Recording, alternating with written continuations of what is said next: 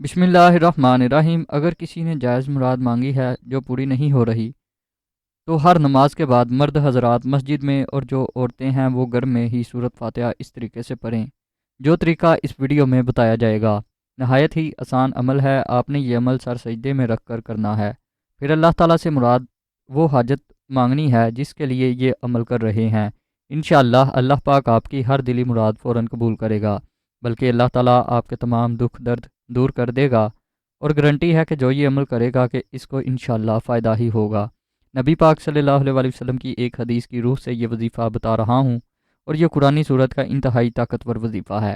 انشاءاللہ اس عمل سے رزق کی بارش بھی ایسے ہوگی کہ آپ خود دانگ رہ جائیں گے، بلکہ ہم کہیں گے یہ بہت ہی پاورفل عمل ہے۔ اس عمل کو جس بھائی بہن نے پڑھا ہے انہوں نے کامیابی حاصل کی ہے۔ سورت فاتحہ کا عمل نوٹ کر لیں۔ اس سورت فاتحہ میں 7 آیتیں ہیں، سارے 3 آیتیں اللہ تعالیٰ کے لیے اور سارے 3 آیتیں بندے کے لیے ہیں، بلکہ کتابوں میں ملتا ہے کہ ابلیس بھی 4 مرتبہ رویا تھا اور اس نے آنسو بہائے تھے۔ ایک اس وقت جب اس پر رب کی لعنت ہوئی، دوسرا اس وقت جب آدم علیہ السلام کی توبہ قبول ہوئی، تیسرا اس وقت جب حضور اکرم صلی اللہ علیہ وسلم کو نبی اور رسول بنا کر بھیجا گیا تھا، چوتھا اس وقت جب یہ صورت یعنی سورت فاتحہ نازل ہوئی۔ یہ صورت ابلیس کی راہ میں سب سے بڑی رکاوٹ ہے، کیونکہ سورت فاتحہ کی دعا سب سے زیادہ نفع بخش اور عمدہ قرار پائی ہے۔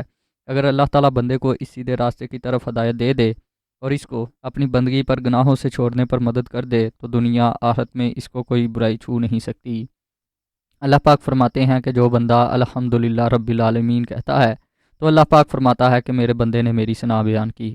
جب بندہ کہتا ہے الرحمن الرحیم رب العالمین تو اللہ پاک فرماتا ہے کہ میرے بندے نے میری بزرگی بیان کی۔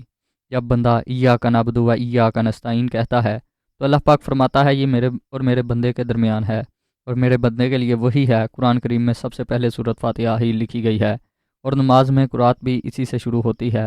اس صورت کا نام ام الکتاب بھی ہے، اس صورت کا نام سورت شفا بھی ہے، اس لیے رسول اکرم صلی اللہ علیہ وسلم نے فرمایا سورت فاتحہ ہر بیماری کے لیے شفا ہے، بلکہ سورت فاتحہ ہر مسئلے کا حل ہے اور ہر بیماری کا علاج ہے اور ہر بیماری کی دعا ہے۔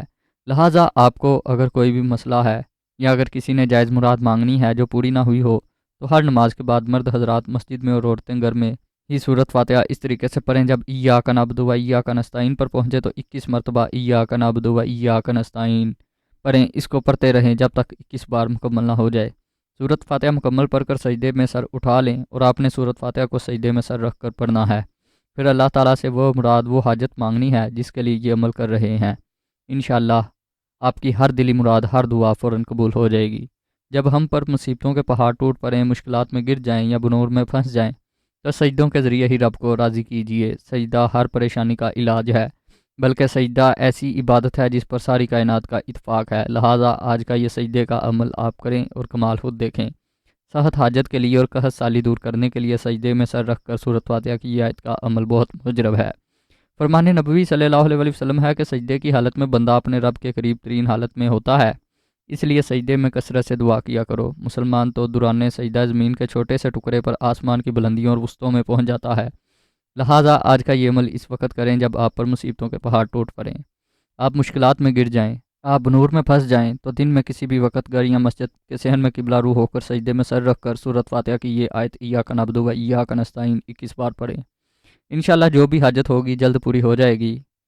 مقصد کے حصول تک عمل کو روزانہ جاری رکھیں، کیونکہ اللہ تعالیٰ سجدے کے دوران دعا کرنے والوں کے قریب ہوتا ہے، اور وہ راز و نیاز کی باتیں کرنے والوں کی دعا قبول کرتا ہے، اور اللہ تعالیٰ سے امید لگانے والوں کی اللہ لازمی سنتا ہے۔ جو بھی اللہ کے قریب ہو تو وہ اللہ کے ہاں وافر نوازشیں اور بلند مقام پاتا ہے۔ سورت فاتحہ سے متعلق علامہ ابن حکیم کا عمل نوٹ کر لیں۔ علامہ ابن حکیم فرماتے ہیں کہ آپ کے جسم میں کہیں بھی درد ہے، آپ نے اس درد کی جگہ پر ہاتھ رکھ کر 7 مرتبہ سورت پڑھنی ہے جو بتائی گئی ہے۔ یہ سورت فاتحہ ہے، یہ پوری پڑھ لینی ہے، 7 مرتبہ پڑھیں اور پھونک مار دیں۔ انشاءاللہ تعالیٰ دن میں 2 مرتبہ اگر آپ عمل کریں گے آپ کو پہلی بار احساس ہو جائے گا آپ کو آرام آ رہا ہے، لیکن اگر دن میں 1-2 مرتبہ یہ عمل کر لیں تو آپ کو آرام آ جائے گا۔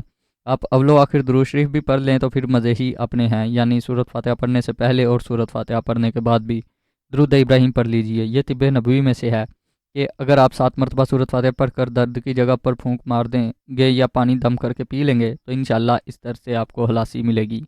حقوق العباد لازمی پورے کیجیے اور حقوق اللہ کا بھی خیال رکھیے، کیونکہ اللہ کبھی حقوق کی تلفی کرنے والوں کو پسند نہیں فرماتا۔ قیامت کے دن اللہ پاک اپنے حقوق تو معاف فرما دے گا، مگر حقوق العباد یعنی حقوق اللہ کی مخلوق کے حقوق جو آپ نے ادا نہیں کیے ہوں گے، ان کو معاف نہیں فرمائے گا۔ ان پر آپ کو سزا دی جائے گی اور آپ کی نیکیوں سے ان کے حقوق کو ادا کیا جائے گا۔ دعا ہے کہ اللہ تعالیٰ میرا سنانا، آپ کا سننا اپنی بارگاہ الہی میں قبول و منظور فرمائے۔ تمام دوستوں سے گزارش ہے کہ نیچے کمنٹ میں اللہ کے 99 ناموں میں سے ایک نام ضرور لکھیں۔ جزاک اللہ۔